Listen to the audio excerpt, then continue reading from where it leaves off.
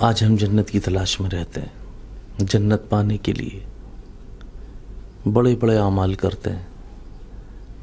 نمازوں کا پڑھنا، روزے رکھنا، صدقہ خیرات کرنا، قرآن کریم کی تلاوت کرنا، یہ سارے کا سارا ہم جنت کے لیے کرتے ہیں کہ ہمیں جنت مل جائے. حالانکہ ہونا یہ چاہیے کہ ہم سے اللہ راضی ہو جائے.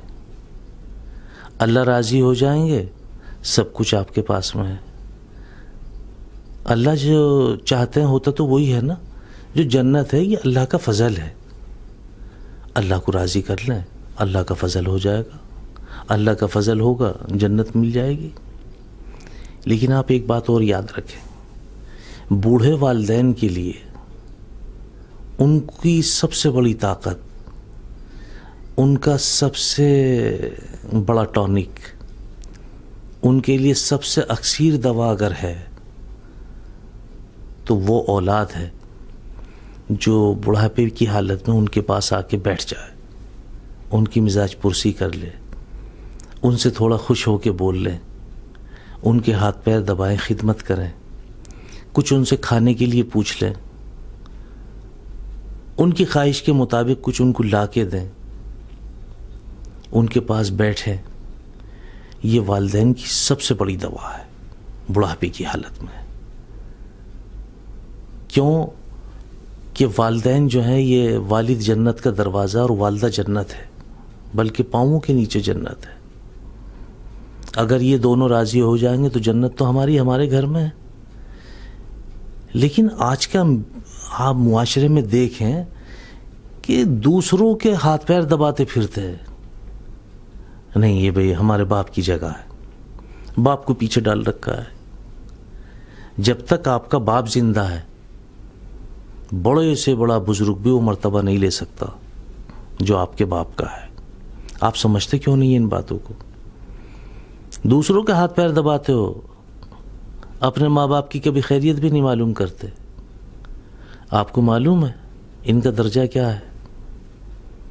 باپ کو جنت کا دروازہ بتایا گیا اور ماں کے پاؤں کے نیچے جنت بتائی گئی ہے. یہ وہ ماں ہے کہ جو رات بھر گیلے میں سوئی اور تمہیں سوکھے میں سلایا. بارش ہو رہی ہے، چھت ٹپک رہی ہے، کبھی تمہیں اس کرمٹ لٹایا، کبھی اپنی اس سائیڈ لٹایا، کبھی اپنے سینے پہ لٹا لیا. اگر پھر بھی چھت ٹپک رہی ہے اور آپ نہیں بچ پا رہے ہیں تو ساری رات کھڑے ہو کے گزار دی اپنی گود میں لے کر. آپ اس ماں کا کیا حق ادا کریں گے؟ وہ باپ جس نے آپ کی خواہشوں کو پورا کرنے کے لیے اپنی تمام خواہشوں کا دم گھونٹ دیا، کبھی اپنی خواہش سامنے نہیں رکھی.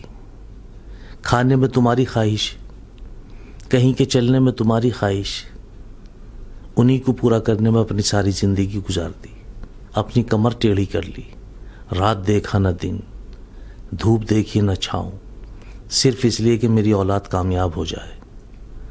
آج اولاد کامیاب ہوئی، تھوڑی تندرست ہوئی تو آپ والدین کو جواب دینے لگے. کیا گزرتی ہوگی ان کے اوپر جنہوں نے تمہارے ساتھ اتنا کیا. آج وہ بڑھاپے کی حالت کو پہنچے. کیا تمہیں بڑھاپا نہیں آنے کا ہے کل؟ خود بھی سوچنا چاہیے. آپ کو بڑھاپا نہیں آئے گا. آپ بوڑھے والدین کی کچھ تو خدمت کریں، کچھ تو سوچیں ان کے لیے کہ ان پہ کیا گزرتی ہوگی جو ساری باتیں یاد آتی ہوں گی. آج 4 بیٹوں کی ماں، 4 بیٹوں کا باپ بھوکا رہتا ہے. بعض اوقات صرف اس لیے بھوکے رہ جاتے ہیں کہ کھانا فلاں بیٹے کے یہاں سے آئے گا، کھانا فلاں بیٹے کے یہاں سے آئے گا. اور کھانا آج 4 بیٹوں کے یہاں سے کہیں سے بھی نہیں آیا، صرف اس بنیاد پہ کہ کھانا شاید وہاں سے پہنچ جائے، کھانا شاید وہاں سے پہنچ جائے. اور یہ بوڑھے والدین کبھی شکایت بھی نہیں کرتے. اگلے روز پتہ چلتا ہے اماں کھانا کیا کھایا رات، تب پتہ لگتا ہے بیٹا رات تو کھانا آیا ہی نہیں. پھر افسوس ہوتا، لیکن اس افسوس کا کیا کیا جائے، اس سے کیا حاصل ہوتا. یہ بوڑھے والدین ہیں، یہ اتنی بڑی توپ ہیں. ان کے مرنے کے بعد کہیں نہ کہیں آپ کو ان کی ضرورت محسوس ہوگی اور آپ کہیں گے کہ اگر ابا زندے ہوتے ان کی ہمت نہیں تو یہ بول پڑتے. یوں بتایا ماں باپ جو ہیں یہ چھت کی طرح ہیں. جس مکان پہ چھت ہوتی ہے آپ دیکھیں ذرا اندازہ لگائیں, اس میں نہ کوڑا کرکٹ آئے گا, نہ بارش آئے گی, نہ دھول آئے گی, سب محفوظ رہیں گے. اگر مکان ہو چھت نہ ہو پھر کیا ہوگا؟